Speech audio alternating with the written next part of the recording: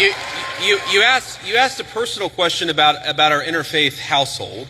And yes, my wife did not grow up Christian. I think it's fair to say that she grew up in a Hindu family, but not a particularly religious family in either direction. In fact, when I met my wife, we were both, I would consider myself an agnostic or an atheist, and that's what I think she would have considered herself as well.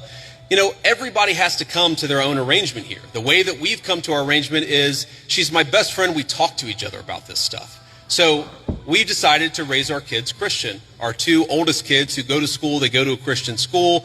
Our 8-year-old did his first communion about a year ago. That's the way that we have come to our arrangement. But, thank you. My 8-year-old was also very proud of his first communion. Thank you, guys. I'll tell him that Ole Miss wishes him the best. But I think everybody has to have this own conversation when you're in a marriage. I mean, it's true for friends of mine who are in Protestant and Catholic marriages, friends of mine who are in, atheist and Christian marriages.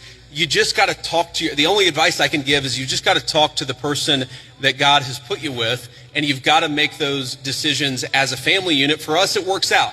Now, most Sundays, Usha will come with me to church. As I've told her, and I've said publicly, and I'll say now in front of 10,000 of my closest friends, do I hope eventually that she is somehow moved by the same thing that I was moved in by church? Yeah, I honestly do wish that, because I believe in the Christian gospel, and I hope eventually my wife comes to see it the same way. But if she doesn't, then God says everybody has free will, and so that doesn't cause a problem for me. That's something you work out with your friends, with your family, with the person that you love. Again, one of the most important Christian principles is that you respect free will. Usha's closer to the priests who baptized me than maybe I am. They talk about this stuff. My attitude is you figure this stuff out as a family, and you trust in God to have a plan, and you try to follow it as best as you can. And that's what I try to do. I want to make a final point.